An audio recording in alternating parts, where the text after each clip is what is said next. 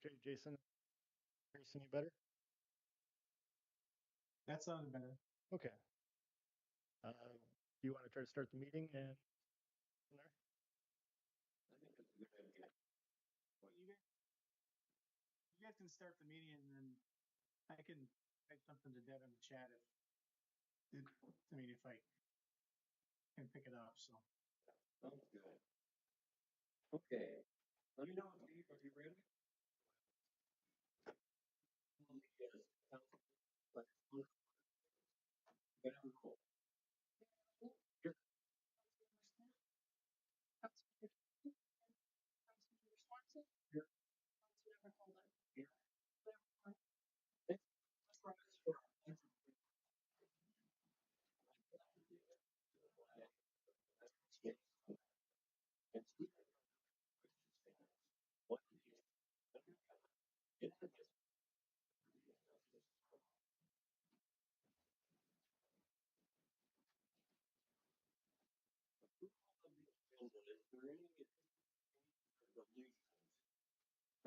Here. And I have a under old apartment for project request. Delete that for this meeting. And also under new business item, which is authorization to allow funds for operating. We those before any other changes or to the agenda? Hearing none, motion to approve. It's moved second. All in favor, say aye. Aye. All opposed, say no. Motion carried. Next up is consent. The consent agenda contains the following items for approval. The February 2025 regular meeting minutes, the payment of claims, listing of bills. Entertain the consent. It's been moved and seconded. Any discussion?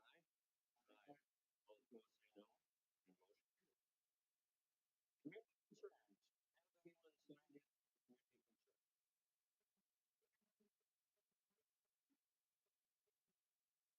And motion carried. Community concerns. Have anyone signed in for community concerns? Introduce yourself and give us your address, and we have 3 minutes available for community concerns.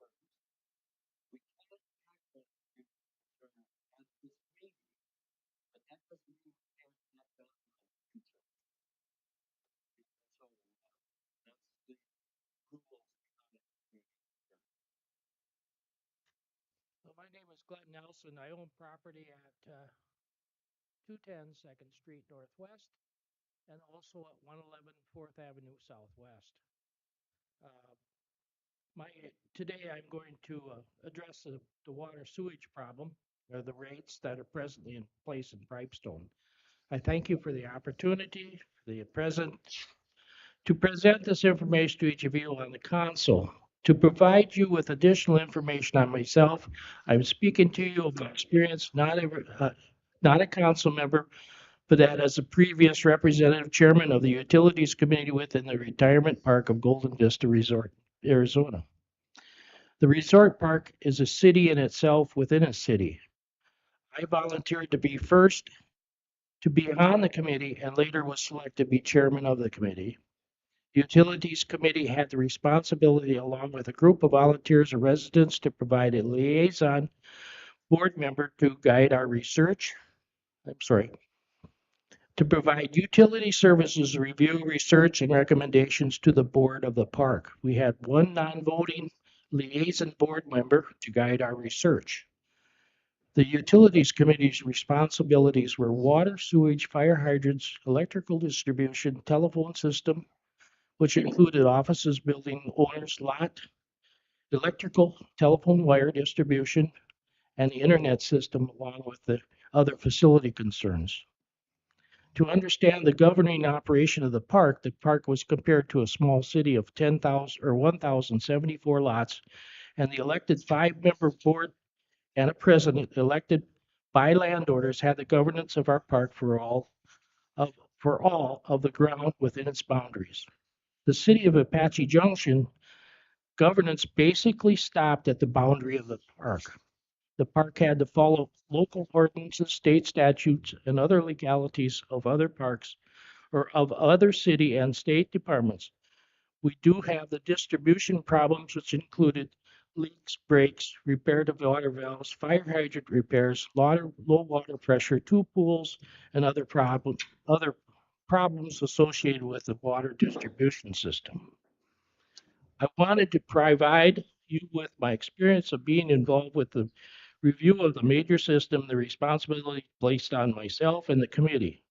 The responsibility held me in gathering Pipestone water sewage information to provide each of you the resulting concerns about the water rates being placed on the owners of the property within the city limits. During my conversations with persons associated with the city council and staff, I elected to go further with research and review of information on Pipestone water rates. I have tried to understand what direction the city and the community concerns are, which include infrastructure, income, expenditures, and debt service, and the terms and conditions of bonding and outside financing of major city expenditures. To find funding and to stay within the limits to terms and conditions of public funding is challenging. With this in mind, I proceeded in two different directions. One of reviewing city ordinances, and the second to find the statutes of the state law that the city must observe to establish a proper ordinance. I also reviewed recent consulting firm suggestions. I discovered there was a primary move wasn't to place base fees to cover a majority of income revenues of all owners and residents within the community. Ayler's consultants provided the information and directions to direct the city to place base fees and to place on the residents, whether connected or not, to a water sewage system. No statute was provided in the report. Glenn, can I remind you, 3-minute limit for community concern? You're well over that, so can you write that, please? Well, what I basically came down to is this. The statute that is in question is statute 444075. And it has some subcategories in it. And yes, the city can apply charges to landowners, to all landowners or all people that are connected to the system. But what comes into question is we got a thing on reasonableness and unreasonable charges that are placed in the statute. And I'm figuring with my cost and this type of thing, or charges based on the water fees that are provided to me, those charges are too much. They're way beyond, and they're not reasonable. So that was one of my complaints.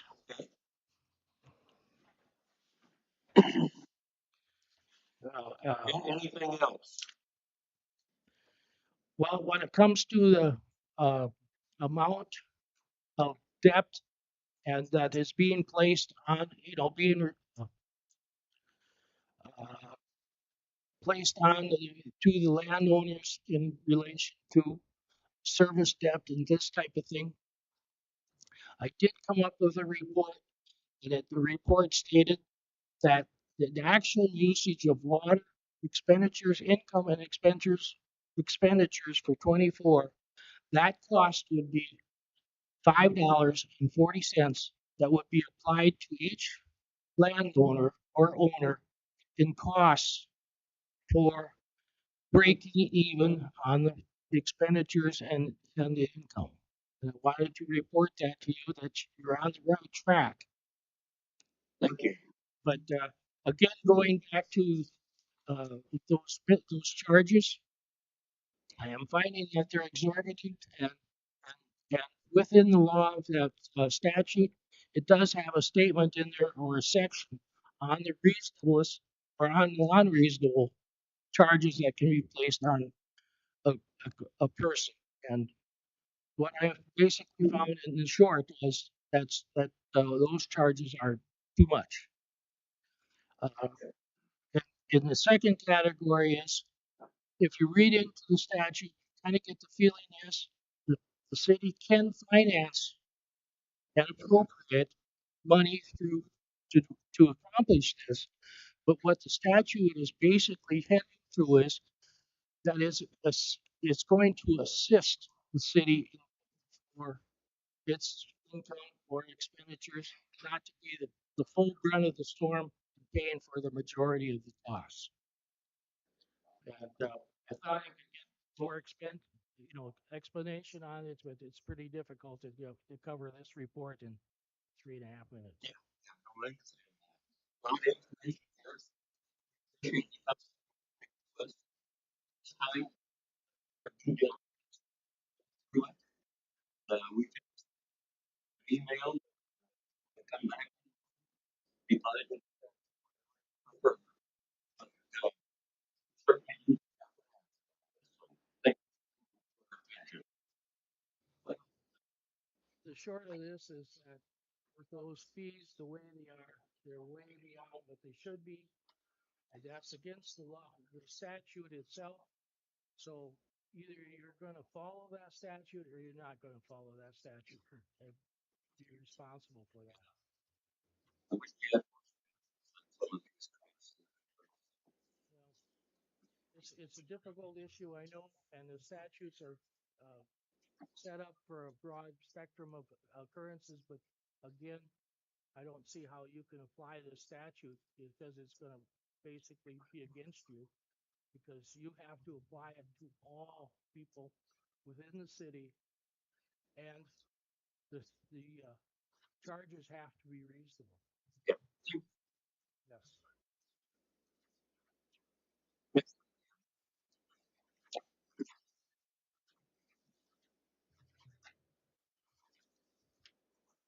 Good evening. My name is Tammy Manderscheid. I'm the Executive Director of the HRA here in Pipestone, where I have served for 19 and a half years. I'm here to voice my concerns in regards to the decision of the City Attorney that 3 of the HRA's current board commissioners were disqualified from membership because they do not reside in, and I quote, the area of operations of the authority. Please know that I seek to serve the best interest of the HRA as its executive director. I do ask for recommendations. I do ask for the city to seek alternative approaches. And I am concerned about the unintended consequences and ensuring the continued good works of the HRA and its relationship with other communities and with HUD. It is an important fact that the HRA's area of operations is throughout Pipestone County and a small portion of Rock. It is not limited to Pipestone city limits. Historically and currently, the HRA contracts with HUD throughout this area. These communities now include Pipestone, Edgerton, Jasper, Island, Holland, Ruthven, Verdi, and Beaver Creek, and they made resolutions which were sent to HUD to give the HRA the opportunity to operate within them. This sudden disqualification action has an unkind note.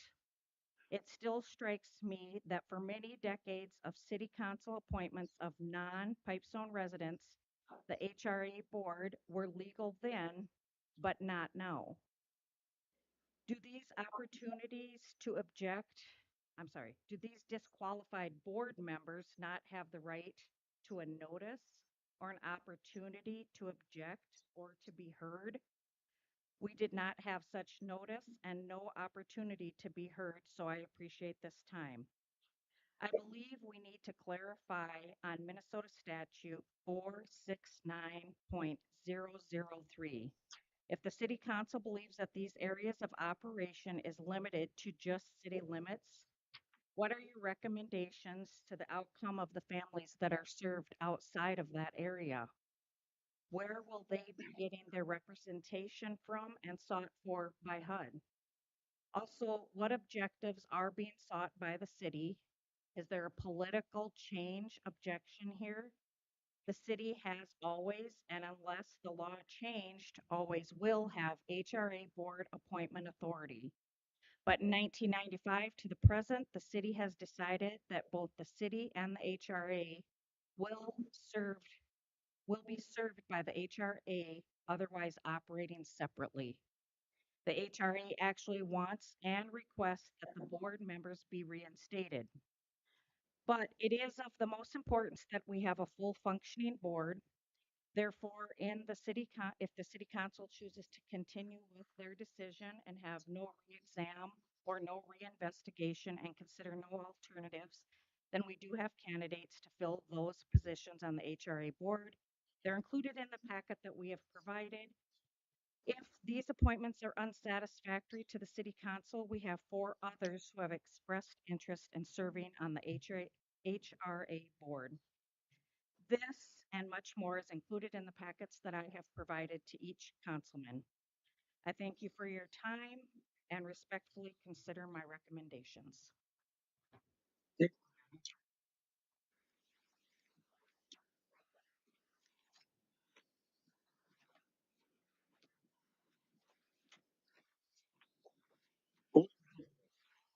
That can be how I made. Returning higher fuel like you know, because you um, approved entertainment for our liquor license law, and since decided interest for correct because they do not properly. So, the motion uh, with the second, is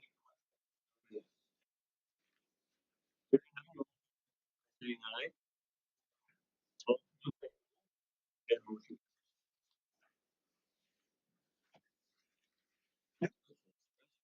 2019.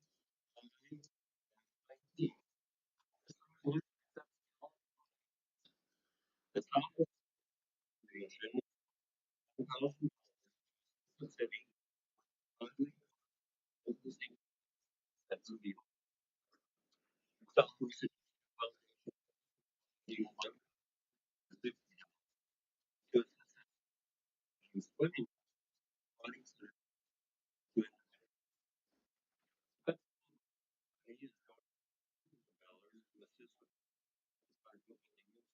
Quit and I market it $400.14 to assist the twin trip.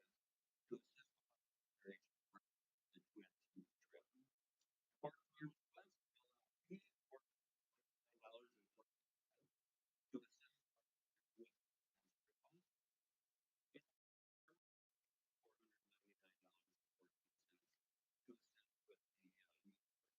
trip has been very popular, and the swimming lessons at the rec center have been extremely popular too. I've heard some very good comments back from parents that their child is actually learning about swimming. Great. And then the remodeling there at the city hall for Incubator. You know, we do have one business starting there, and we do have one space